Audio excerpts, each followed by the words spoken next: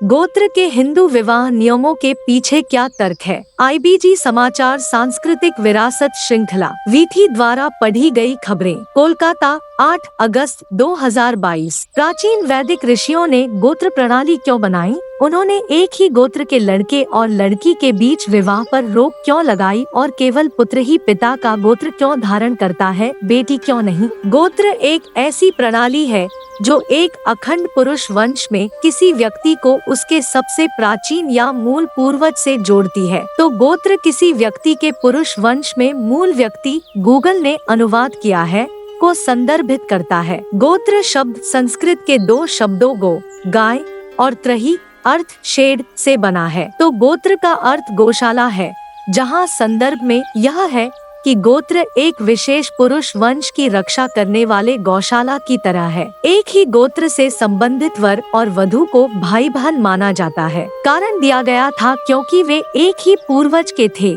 यह एक भाई की तरह एक बहन से शादी करने जैसा होगा जो उनके वंश में आनुवंशिक विकार पैदा करने के लिए जाना जाता है। मनुष्य में 23 जोड़े गुणसूत्र होते हैं और प्रत्येक जोड़े में एक गुणसूत्र पिता से और दूसरा माता से आता है। तो कुल मिलाकर हमारे पास हर कोशिका में 46 गुणसूत्र होते हैं, जिनमें से 23 माता से और 23 पिता से आते हैं। इन 23 जोड़ियों में से एक ऐसा जोड़ा है जिसे सेक्स क्रोमोसोम कहा जाता है, जो व्यक्ति के लिंग का निर्धारण करता है। गर्भाधान के दौरान यदि परिणामी कोशिका में XX लिंग गुणसूत्र होते हैं तो बच्चा लड़की होगी, और यदि यह XY है तो बच्चा लड़का होगा। X क्रोमोसोम किसी व्यक्ति की महिला विशेषताओं को तय करता है और Y क्रोमोसोम किसी व्यक्ति के पुरुष गुणों को तय करता है। चूँकि केवल पुरुषों में ही Y क्रोमोसोम होते हैं, इसलिए बेटे को हमेशा अपने पिता से Y क्रोमोसोम और माँ से X क्रोमोसोम मिलता है। दूसरी ओर बेटियों को हमेशा अपने X क्रोमोसोम मिलते हैं, एक पिता और माता दोनों से। तो Y क्रोमोसोम हमेशा एक पुरुष वंश में संरक्षित होता है,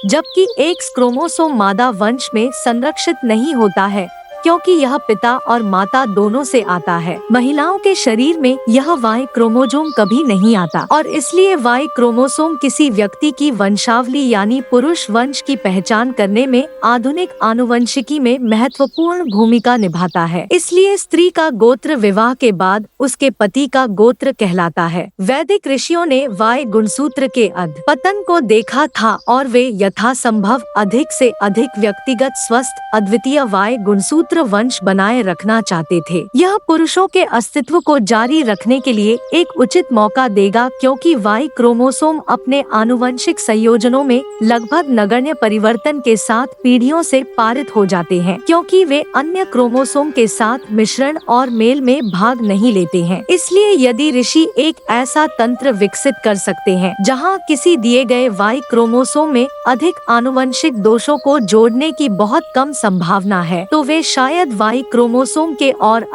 पतन को धीमा करने में सफल हो सकते हैं, या शायद पूरी तरह से किसी भी आगे के पतन को रोक सकते हैं। Y गुणसूत्र, और इसे रोकने का एकमात्र तरीका यह सुनिश्चित करना था कि Y गुणसूत्र का 5% जो अपने X समकक्ष के साथ मिश्रित और पार किया जा सकता है, संरक्षित किया जाए, ताकि शेष 95% जो मिश्रण और मिलान प्रक्रिया में भाग नहीं लेते हैं, स्वस्थ रहें। अब हम आधुनिक आनुवंशिकी में भी जानते हैं कि चचेरे भाइयों के बीच विवाह से आनुवंशिक विकार होने का खतरा बढ़ जाएगा। ऐसा इसलिए है, मान लीजिए कि एक व्यक्ति में एक अप्रभावी खतरनाक जीन है। इसका मतलब यह है कि मान लीजिए कि एक व्यक्ति अपने गुणसूत्रों में से एक में एक खतरनाक असामान्यता पैदा कर रहा है, लेकिन जिसका प्रभाव उस व्यक्ति में छिपा हुआ है या व्यक्त नहीं किया जा रहा है, क्योंकि युग्मन गुणसूत्र में संबंधित जीन अधिक मजबूत है,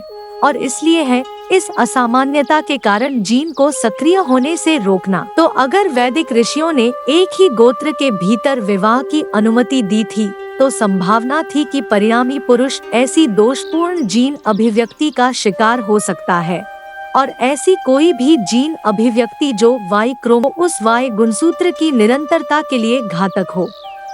सैकड़ों पीढ़ियों के बाद भी इन क्रमिक पीढ़ियों के भीतर किसी भी दोषपूर्ण जीन के प्रचारित होने की संभावना होगी, और उसी गोत्र के भीतर विवाह इन जीनों को खुद को व्यक्त करने का एक सुनहरा अवसर प्रदान करेगा, जिससे संतानों में आनुवंशिक असामान्यता पैदा होगी। और इसलिए प्राचीन वैदिक ऋषियों ने डी गोत्र प्रणाली का निर्माण किया, जहां उन्होंने एक ही गोत्र से संबंधित लड़के और लड़के बीच विवाह पर रोक लगा दी, चाहे वंश का पेड़ कितना भी गहरा क्यों न हो। इन ब्रीडिंग को रोकने के लिए और मानव से सभी अप्रभावी दोषपूर्ण जीन को पूरी तरह से समाप्त कर देता है। डीएनए, इसे हमारे महर्षि अद्भुत जैव विज्ञान कहते हैं। कृपया आनुवंशिकी के आधुनिक वैज्ञानिक संदर्भ का संदर्भ ले और देखें कि हिंदू विज्ञान का पुराना पाठ किस तरह ज्ञान प्रणाली में मूल्यवर्धन कर रहा था।